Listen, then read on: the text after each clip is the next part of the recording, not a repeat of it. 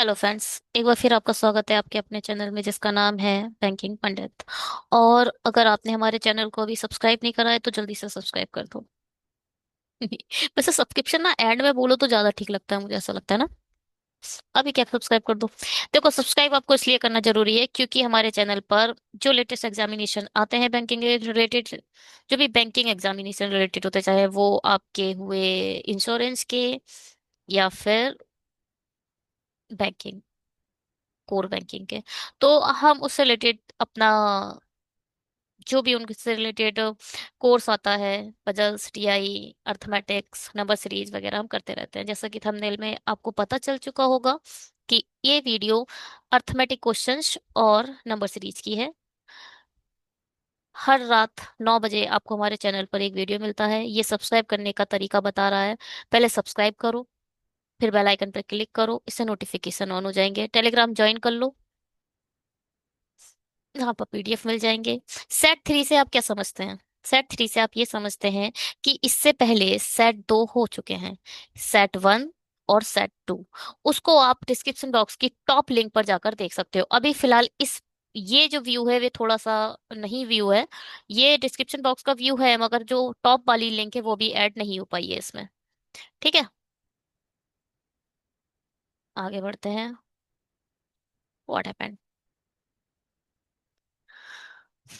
ये है latest IBPS का कैलेंडर। 24 अगस्त तक आपके एग्जाम हो जाएंगे, 30 अगस्त को स्पेशलिस्ट हो जाएगा, और 4, 5, 11 अक्टूबर को आपके क्लर्क के हो जाएंगे। 12 अक्टूबर को मेंस आएगा, 9 नवंबर को आपका स्पेशलिस्ट में टाइम मिला है, और 29 नवंबर को आपका क्लर्क का मेंस हो जाएगा। सबसे फोकस की जो चीज है वो है ये, 20 जुलाई को आपका एग्जाम्स होने वाला है। ये आपका हुआ एनआईएसीएल का प्रीलिम्स लेवल, ये हुआ mains general, mains specialist. SBI PO का क्या है, जुलाई के लास्ट या अगस्त के पहले वीक में आपका प्रीलिम्स होना है, सितंबर में मेंस होना है, और नवंबर दिसंबर में आपका आ जाएगा रिजल्ट। 541 वैकेंसीज के साथ आया है।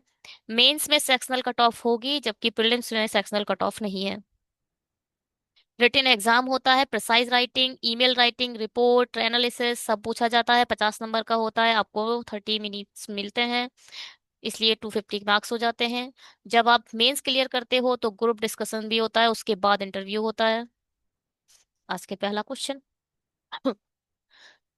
मिसिंग है।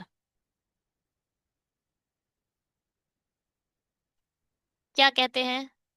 यहाँ बचे 16, 16 और 26। 16 और 10, 36 और 4, 40, 42।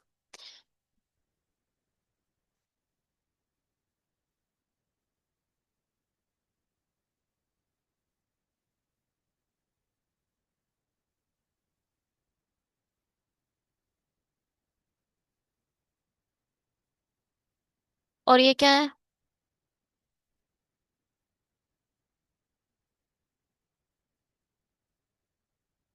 12 में से 2 गए, तो आए। 12 में से 6 गए, 6। 4 में से 2, 126। ये ट्वाइस दिख रहा है मुझे, है ना? तो ये क्या है? 1 सेकेंड, एक दोबारा लॉजिक देखते हैं इसमें। अगर ये ट्वाइस है, इससे तो ये फिर क्या है, 3/2 है क्या? देखिए जरा, 2 चौके 8, 2 दूनी 4, 3 दूनी 6, 3 चौके, ठीक है। ये 3/3/2 है, ये ट्वाइस है, तो ये 5/2 होना चाहिए, ये थ्राइस होना चाहिए, 7/2 होना चाहिए। देखते हैं ये क्या है। ये हो जाएगा 2 एकम 2, 2 दूनी 4, 2 6 12, 5 से 6 पंजे 30, 5 तियां 15, और 3 5 दूनी 10, और 3 13, 5 एकम 5, ठीक है। थ्राइस, इसका थ्राइस क्या होगा? 3 एकम 3, 6 तियां 18। ये गलत है, 1910 गलत। ठीक है, ये बहुत ही अच्छा है, आप इसको कवर कर लो। 3/2 ट्वाइस, 5/2 थ्राइस, एंड 7/2। बहुत बार एसबीआई पीओ में ये कंसेप्ट यूज करते हैं, सच में। बहुत बार कंसेप्ट यूज होते हैं और मिसिंग आती है। यहाँ क्या है? 2 60, 32, 10, 47,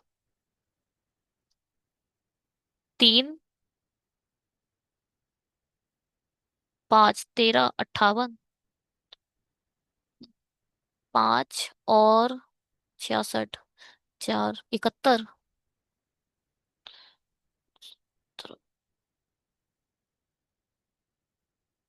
त्रैकम, 17, 14, 17, 51, 17, चौके। और ये क्या है? 6 में से 4 गए 2, और 7 में से 6 में से 5 गया 1। है, मैंने गलत करा है। तो 14 में से 6 गए 8, यहाँ बचा कितना? 4। 14 में से फिर से 6 गए 8।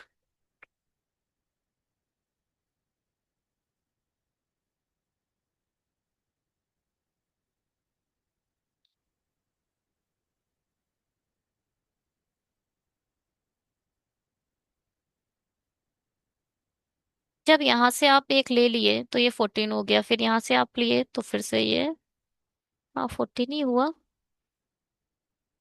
हटाओ, ये 88 हो गया। ये क्या है? ये आया आपका 17। 8 में से 1 गया 7, नहीं, 11 में से 8 गए। ये क्या मैंने सही लिखा है? 6 में से 5 गया 1, और 16 में से 9 गए 7, ठीक। 11 में से 8 गए 3,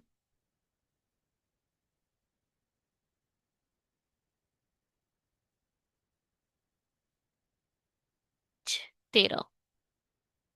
8 में से 7 गए 1, 5 में से 4 गए 11, 7 में से 2 गए 5, 3 में से 15। ये सारे वो है प्राइम। ये आ रहा है नॉन प्राइम। तो ये आ किसके कारण रहा है? इस 47 के कारण या इस 32? देखो 47 तो ठीक है क्योंकि वो 11 ला रहा है। इस 32 के कारण इशू है, और 32 किसके कारण? ये 47 इन दोनों के कारण आया है, तो इसका मतलब ये दोनों ठीक है, गलत है ये। ठीक है, ये 47 ठीक है, तो ये 47 किन दोनों के कारण ठीक हुआ है? इस दोनों के कारण। और गलत होगा ये वाला। मेरे हिसाब से यही आंसर आना चाहिए। हाँ बिल्कुल ठीक है।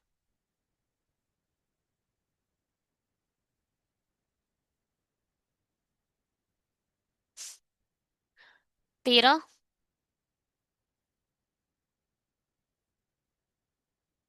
ये क्या होता है? 19 सत्ते, 19 निमा, 19 से कम 19 बचेगा कितना? 3, नहीं, नहीं नहीं नहीं, ये है 19। अच्छा, ये आ गया 13। अगर यहाँ पर पूरा 40 माइनस कर दोगे तो बचेगा 31। 31 और 7, 38।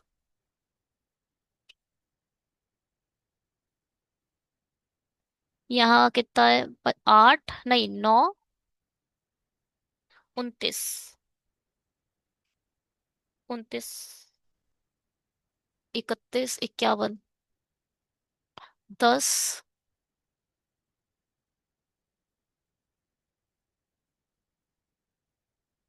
10 नहीं, 22 है यहाँ पर। 90 में से 20 गए 70, फिर 2 गए 18,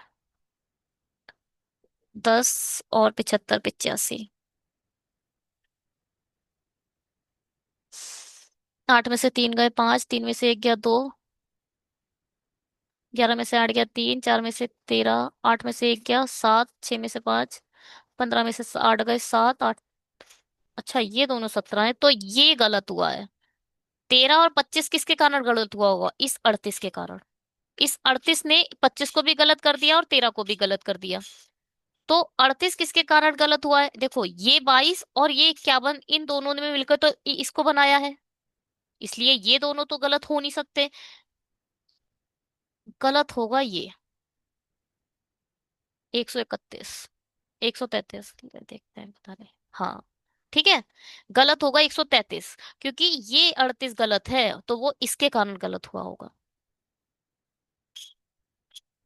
मैं तो ऐसे ही करती हूँ अपने, क्योंकि एग्जैक्ट वैल्यू तो आप इसमें ला नहीं सकते, है ना? अब एग्जैक्ट वैल्यू तो भैया नहीं ला पाओगे तुम। ये क्या है? सब छोटा होता जा रहा है ना।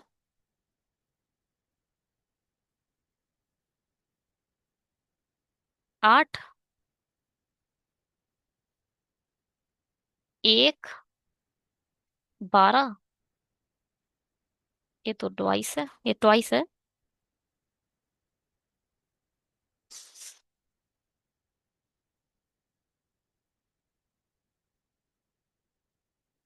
82 गए तो बचे 105।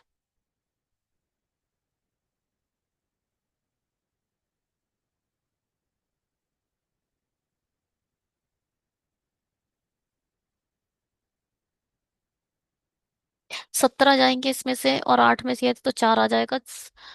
अगर पूरे चले गए 20 तो बनेगा 43, और 43, 46। 8, 4, 12। 11 में से 8 गए, 11 में से 2 गए 9, 3 में से 1 गया 2, 29। 4, 64। 10 में से 5 गए 5, अरे 5 गए 25 आ गए। अच्छा, ये भी क्यूब दिख रहा है, ये भी क्यूब है। स्क्वायर, फिर क्यूब, फिर स्क्वायर, फिर क्यूब। 29 गलत है। 29 किसके कारण गलत हुआ देखो। ये 4 ठीक हुआ, इन 12 और 8 तो ठीक है। गलत है ये 41। 41 किसके कारण गलत हुआ होगा। ये 12 ठीक हुआ है, 41 भी ठीक है, 29 भी ठीक है। इस 82 के कारण गलत हुई ये सब कहानी मेरे हिसाब से। वो 29 कहाँ है। 29 गलत है। क्यों।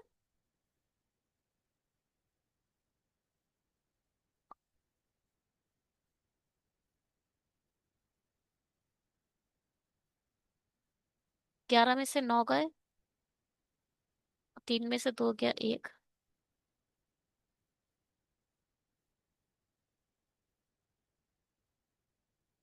अच्छा, एक्चुअल में हुआ ये है, ये अगर क्यूब आए तो देखो, 10 में से 6 गया 4, नहीं 6 का 6 आ जाएगा, और 3 में से 4, 1। ओहो, ये भी क्यूब है, ये भी क्यूब है, इसका मतलब यहाँ स्क्वायर जैसी कोई चीज होगी नहीं। ये भी क्यूब है। 6, ये 5 का क्यूब है, ये 4 का क्यूब है, यहाँ 3 का क्यूब आता और यहाँ पर 2 का क्यूब आता। तो यहाँ पर गलती, गलत 29 नहीं है, गलत 12 है। गलत ये भी है और ये भी है। ये दोनों गलत हैं, और ये दोनों गलत हुए होंगे इस 12 के कारण। क्योंकि इस 41 ने तो 64 दिया है ना। 41 और ये इन दोनों ने तो 64 दिया है। 41 तो ठीक है। गलत है ये दोनों, ये दोनों गलत हुए हैं किसके कारण, 29 के कारण, क्योंकि ये सारे क्यूब बनेंगे। तो 29 होगा इसका आंसर। ठीक है, मैंने ये वाला लास्ट वाला निकाल लेना था। चलिए, पहले अर्थमेटिक क्वेश्चन आ चुका है, करते हैं इसे। क्या कह रहा है। A man water lamp 4 rupees 4,000। Okay. देखो भैया, किसी इंसान ने 400 रुपए का खरीदा है, and sold it at a discount of X%। अच्छा जी, इसने X% का क्या दिया है, डिस्काउंट दिया है, और बेच दिया। Obtain and profit is 12%। अब प्रॉफिट किस पे मिलेगा, सीपी पर मिलेगा ना। सीपी का 12% निकालो। 12 4 जा 48। 480 का उसने प्रॉफिट कमा लिया, इस मतलब 4,480 रुपए में अपना लैंप बेच दिया है। आपका एसपी आ चुका है। आप अभी भी ये नहीं निकाल सकते डिस्काउंट परसेंट, क्योंकि आपके पास मार्क प्राइस नहीं है। मार्क प्राइस के बिहाफ पर ही आप डिस्काउंट निकाल सकते हो ना। आगे चलते हैं। And he marked it price by 22%। और इसने मार्क प्राइस पर 22%, मतलब मार्क कराया 22%, ठीक है। If the mark price of the lamp is 125% of its selling price. ध्यान से सुनिएगा। 125% है किसका, 25 पंजे 25 चौक, सेलिंग प्राइस का। यानी सेलिंग प्राइस की वैल्यू 4 है, तो मार्क प्राइस 5 होगा। कुछ नहीं है बस। सेलिंग प्राइस रियल वैल्यू है आपके पास 480, रेशियो दे रखा है 4। इसका मतलब मार्क प्राइस आप निकाल सकते हो 5। 4 एकम 4, 4 एकम 4, 4 दूनी 8, 12 पंजे 60, 5 एकम 5, 5। 5,000, 55,000, ये क्या आया, ये आ चुका है आपका मार्क प्राइस।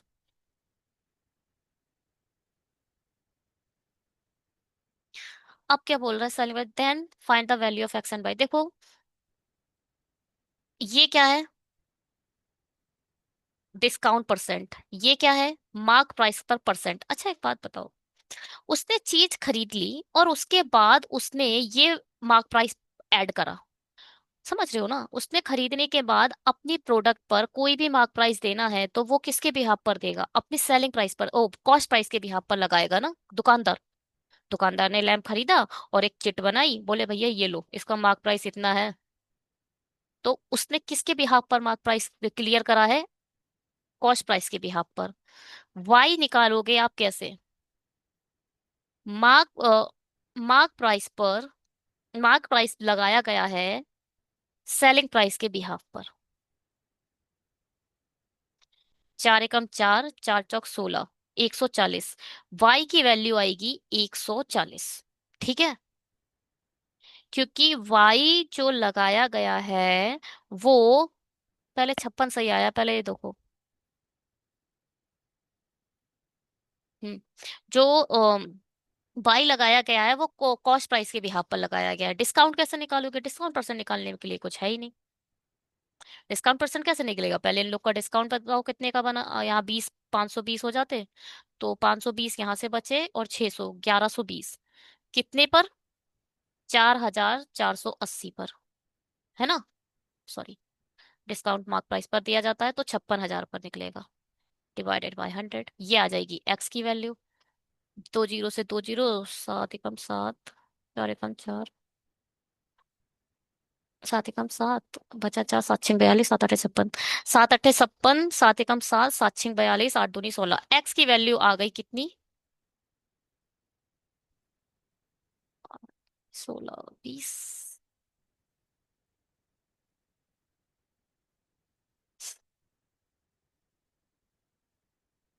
क्या है, 160 आ रहा है, क्या है?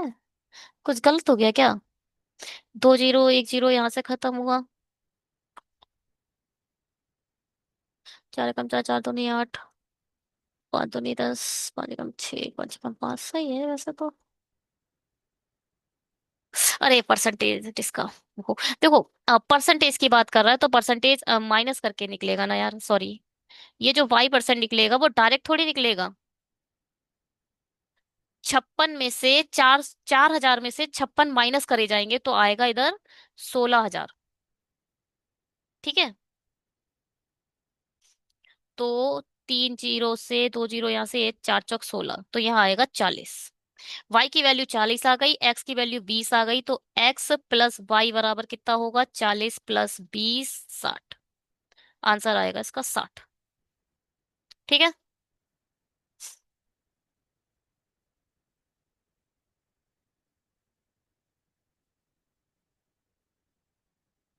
ए और बी ने एक व्यवसाय शुरू करा। ए और बी ने अपना एक व्यवसाय शुरू करा, और 6 महीने बाद सी 600 रुपए के साथ निवेश के साथ व्यवसाय में शामिल हो गया।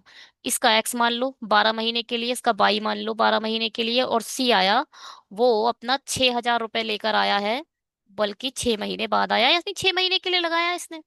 एक वर्ष के अंत में ए का कुल लाभ, लाभ हिस्सा कुल लाभ का 5/19 है। यानी अगर ए ने 5/19 लाभ है तो इन दोनों का मिलाकर 19 में से 5 गए 14, 14/19 रहा होगा। ठीक है, ए का निवेश ज्ञात कीजिए। ठीक है, यदि ए और बी का निवेश, अच्छा अच्छा अच्छा अच्छा, ए और बी दोनों का निवेश 650 है, अगर मैं बोल दूं एक्स है, ए का निवेश एक्स है, तो मैं कह सकती हूँ बी का निवेश 65,000 माइनस एक्स होगा। तो यहाँ पर एक्स वाई के प्लेस पर यहाँ एक्स ले लो और इसका निवेश ले लो 65,000 माइनस एक्स। ठीक है,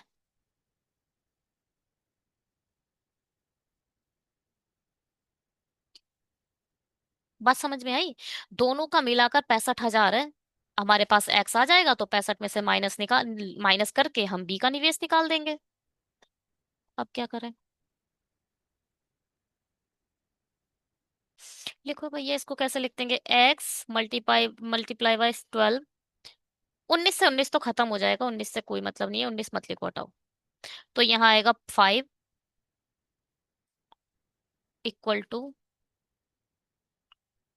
6,500 एक्स मल्टीप्लाई बाय 12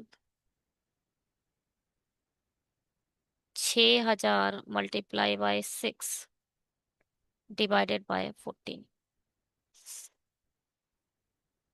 6 दूनी 12, 6 दूनी 12, 6, दो दो दो, ठीक है।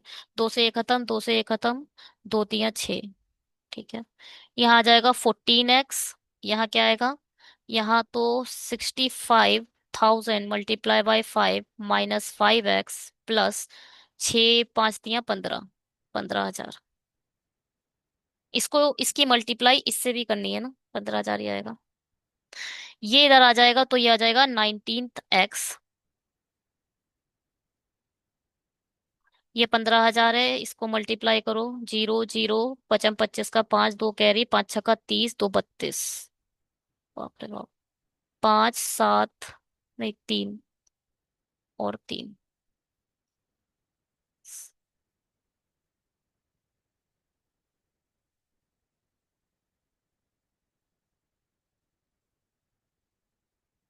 हमसे का भूल हुई, कुछ तो गड़बड़ है दया।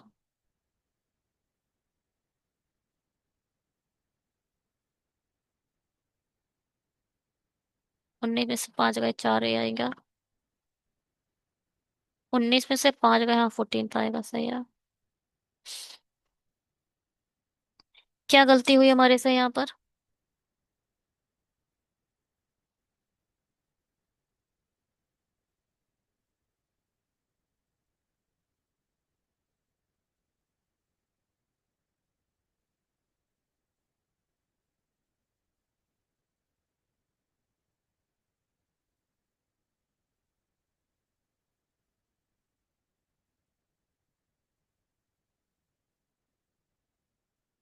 दोबारा करके देखते हैं एक बार, हटाओ इसे।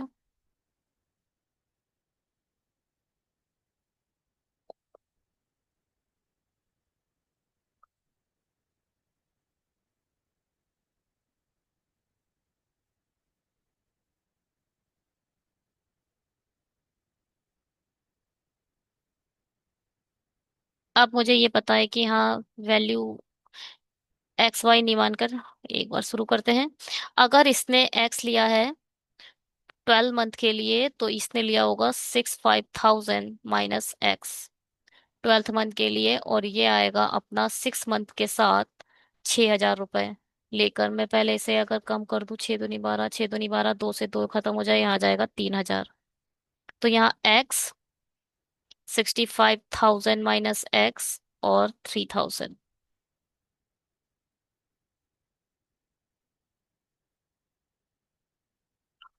इसका जो है आएगा रेशियो 5, और इन दोनों का जो रेशियो आएगा वो आएगा 14।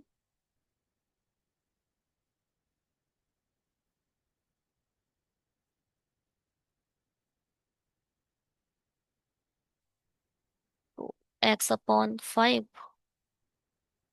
Equal to 65,000 minus X plus 3,000/14। अगर मैं इन दोनों को पहले ही ऐड कर लेती हूँ, तो ये कितने हो जाएंगे? 6 3 9 minus x multiply bye 5, 5x 14x, 5 हम 25, तो कह 9 5 45, 46 47 माइनस 5x, तो 19x equal to x equal to what? 19 दूनी 38 होता है। 19 दूनी 38, बचा कितना? 5, नहीं, 8 8 16 17 9, ठीक है। 19 पंजे 2500 आंसर। हम्म। एक्स की वैल्यू कितनी आई? 2500। तो पिछली बारी में क्या गलती हुई थी? पता नहीं क्या गलती हुई थी।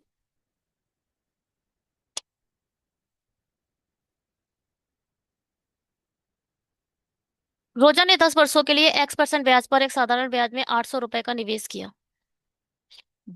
10 वर्षों के लिए x%, कुल ROI तो ये हो गया। और निवेश क्या करा इसने? 8,000 रुपए करे हैं। टोटल उस रुपए का निवेश किया और इतने रुपए ब्याज मिले। ब्याज कितना मिल गया इसको? 880x plus 5,000। हमारे हिसाब से ब्याज कितना मिलना चाहिए था? 8,000 का 10x%, यही तो ब्याज मिलना चाहिए था। अगर हम चाहें हमारा, मगर ये बोल रहे हैं ये मिला है तो इसके इक्वल रख दो।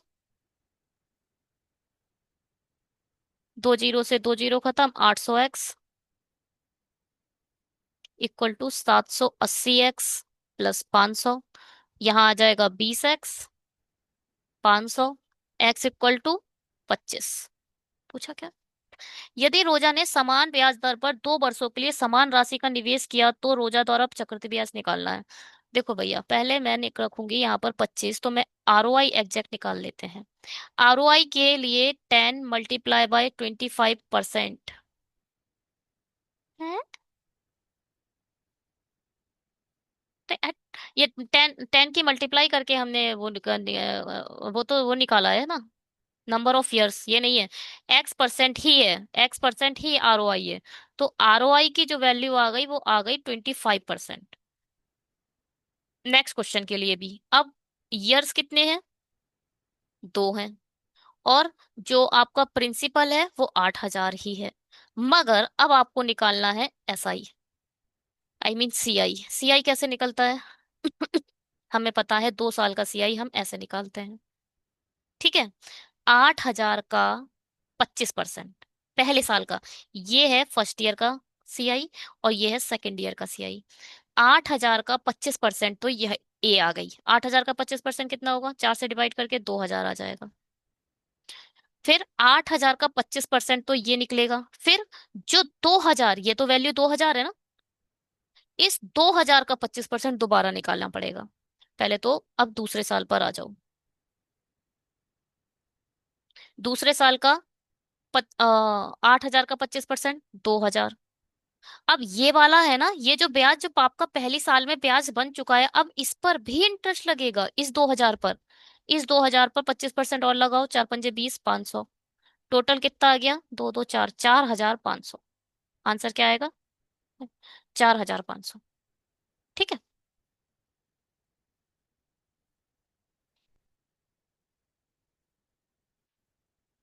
The ratio of a length of to breadth of the rectangle.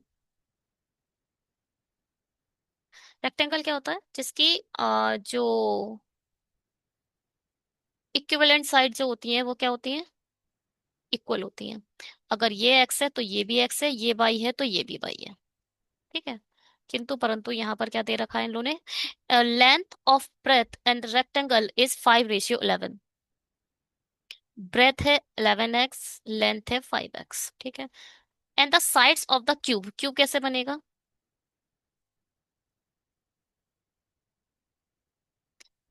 Is average of the length of the breadth of the rectangle.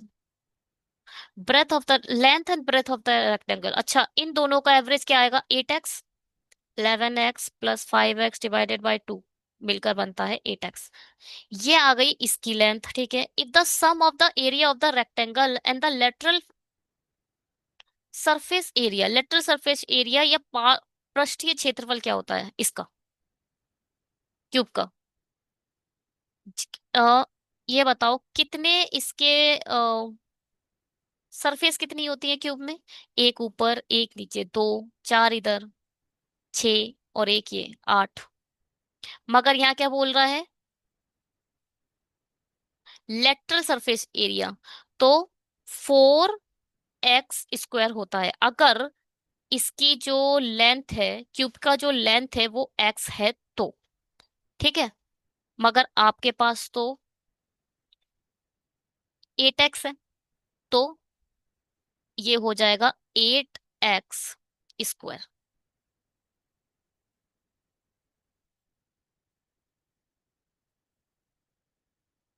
बात समझ में आई?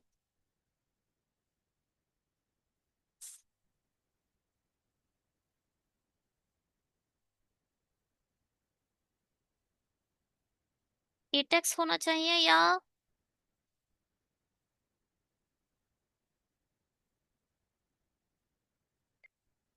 x तो अलग है ना, तो होना चाहिए यहाँ पर 4 × 8x² होना चाहिए मेरे हिसाब से, क्योंकि x तो हमने उसका वो लिया है ना।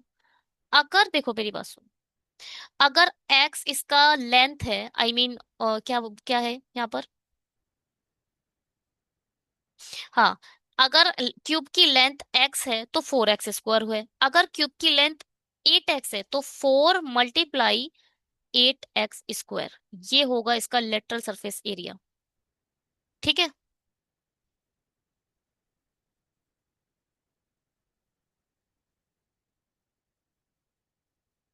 रेक्टेंगल, चलिए, क्या बोल रहा था भैया, एक बार फिर से पढ़ो, मैंने तो अब सरफेस एरिया में घुस गई मैं। If the sum of the area of the rectangle and the lateral surface area of the cube is this. ठीक है। पहले तो एरिया क्या होगा इसका? 11x × 5x, ये तो एरिया का आ गया किसका? रेक्टेंगल का। प्लस लेटरल सरफेस एरिया क्या है? 4 × 8x²। इन दोनों की वैल्यू दे रखी है 1244।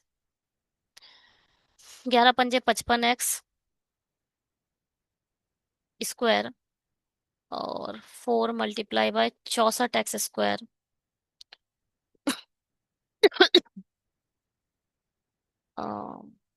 4 × 4 = 16, 5 × 20, 216। यहाँ 55 है। 216 और 55, 6 × 5 = 11, 5 × 6 = 7, 271। 271x² = 1244। 3 × 4 = 12, 3 × नहीं, 7 × 21, 11। क्या है ये? 200, 201, 4 × 4, 7 × 4 = 28 होता है। पता नहीं किससे कटे। 2 × 12 होता है। सही आया ये। 4 × 16 का 6 के 6 × 24 और यहाँ 25 आएगा यार। 4 × 16, 6, एक कैरी, 6 × 24 और एक 25 आएगा यहाँ पर। 6 × 5 = 11, 5 × 5 = 10, 11, 331 आएगा ये, 311। ठीक है, इसकी मल्टीप्लाई कर लो भैया, 256 आ रही है। हाँ यार, 4 का वो है ये तो। 4 × 16, 16 × 64, 64 × 256। चलो, 4 × 4, 4 × 4, 4 × 12। अब तो 4 टाइम कट रहा है ये, 4 टाइम कट जाए। ओ, पहले तो इसे सही करो। इसका लिखो 311। तो ये कट जा रहा है 4 टाइम, तो x² की वैल्यू आ गई 4, x की वैल्यू आ गई 2। पूछा क्या था? Then find the sides of the cube. Cube की साइड्स पूछी है, तो आप 8 × 2 कर दोगे तो आ जाएगा 16, 16 मीटर। ठीक है।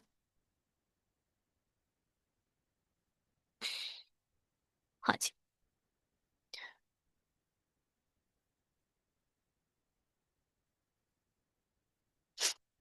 शांत पानी में, जल में, देखो, शांत पानी या स्टिल वाटर में जो बोट की स्पीड होती है उसे bs से लिखते हैं। करंट की स्पीड या धारा की चाल cs से लिखते हैं।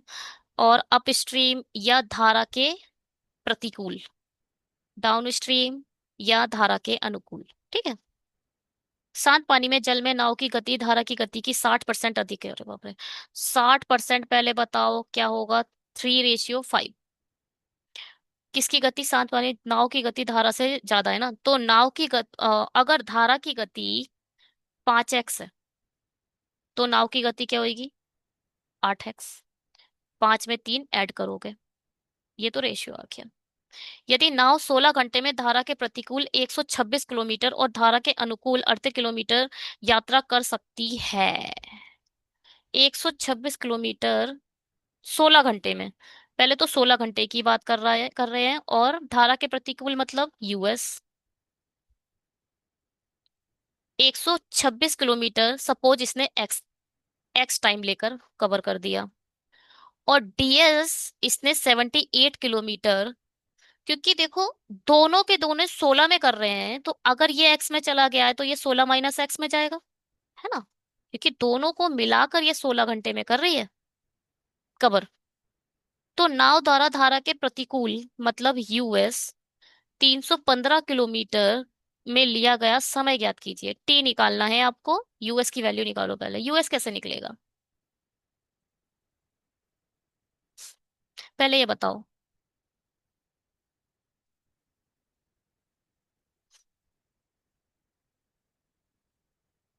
पहले तो आप यहाँ एक्स और दोनों तरफ एक्स मान नहीं सकते, वरना एक्स स्क्वायर बन जाएगा। इधर बाई मानो, है ना। अभी आप एक्स स्क्वायर बना देते हैं। एक्स स्क्वायर मत बना देना, कई तो बना भी चुके होंगे। मत बताना। यहाँ पर आपको टाइम के लिए अलग अलग ही वेरिएबल मानना पड़ेगा। उस वेरिएबल से कैसे कर सकते हैं, वो तो रेशियो का वेरिएबल है ना। तो पहले यूएस बताओ, यूएस माइनस करके आता है, यूएस का फॉर्मूला क्या होता है? BS minus CS. डीएस का फॉर्मूला क्या होता है? BS plus CS. चलो एक एक करके लगाओ। आप इस यूएस के प्लेस पे क्या रख सकते हो? 8 में से 5 गए, 3x। और इस डीएस के प्लेस पर 8×5 = 13x। यहां से आ गया 3×4 = 12, 3×2 = 6। यहां से निकला एक्स और वाई, जहां पर भी आपको मिले ना, 42 रख देना उस प्लेस पर। और 13×5 = 65, 36 × 6 = 78। तो यहाँ पर x इक्वल टू आया 16 - 5। तो ये आ गया 12x, 16x minus X Y equal to 6। X Y के प्लेस पर क्या लिख दोगे? 42 रख दो। यहाँ 42 रख दो, यहाँ आ गया 6। इधर आके 42 प्लस हो जाएगा, तो 16x इक्वल टू क्या आ जाएगा? 48। और 16×4 = 48। एक्स की वैल्यू तो 4 आ गई। पूछा क्या? एक्स की वैल्यू आपके पास आ चुकी है, तो एक्स यहाँ पर रख कर इन दोनों की वैल्यू निकालो। 8×5 = 40 है, 8×4 = 32। और रियल वैल्यू आ रही है, ये रेशियो मत लगाना अब। और 5×30। सीएस की स्पीड आ गई 20, बीएस की स्पीड आ गई 32। हाँ, अब क्या? अब आप यूएस डायरेक्ट निकाल दो 32 में से। कोई जरूरत नहीं थी यार। ये निकालने की जरूरत नहीं थी हमें, इन दोनों का माइनस करके आता 3x। हमें यूएस की स्पीड ही तो चाहिए, क्यों करने आए बेवकूफी। 8 में x में 3x गए, 4×3 = 12, बस 12 निकालना था हमें। यूएस की वैल्यू निकालनी है, तो 12 यहाँ रखो और क्वेश्चन सॉल्व करो। हाँ, धारा के प्रतिकूल 315। ठीक है, देखते हैं। 12 मैंने यहाँ रखा टी, तो 3×4 = 12, 3 × 3 = 3×5 = 15। ये तो पॉइंट्स में आ रहा है मेरा आंसर। 8 में से 5 गए, 3 ही आता है ना, 4×3 = 12 ही होगा। तो 16 × 16, 16×3 = 48। ओहो, एक्स की वैल्यू 3 आएगी, ना कि 4। एक्स की वैल्यू आएगी 3। एक सेकेंड। और यहाँ यूएस बराबर है 315, और टी की वैल्यू निकालनी है। तो भैया देखो, 3x अब 9 आएगा। यू की वैल्यू कितनी आ गई? देखो, यूएस इक्वल टू होता है बीएस माइनस सीएस। बीएस मुझे पता ये है, सीएस मुझे पता ये है, इन दोनों को माइनस करके आएगा 3x। तो डायरेक्ट 3x निकाल लो ना, 3×3 = 9 आ गया। यहाँ पे 9 रख दो। जैसे ही आपने यहाँ रखा, टी यहाँ आ जाएगा, और 315/9 इधर आएगा। 9×18 = 9×3 = 27, बचा कितना? 3 और 1 4, 9×5 = 45। 35 है कहीं? हाँ भैया, 35 R। ठीक है, ठीक ही है। चलिए, थैंक यू सो मच। ये हमारा सेट थर्ड था। हम एसबीआई पीओ को बहुत तेजी के साथ पढ़ना शुरू कर चुके हैं। हमारे चैनल पर डेली बेसिस पर आपको SBI PO level, DI, puzzles and जो भी आपको रिक्वायर्ड है वो मिलता रहेगा। सब्सक्राइब कर दीजिए जल्दी से, देरी मत लगाइएगा। सब्सक्रिप्शन कंटिन्यू आते रहें तो बहुत अच्छी बात है। गुरु दक्षिणा के फॉर्म में सब्सक्रिप्शन ही सही। ठीक है।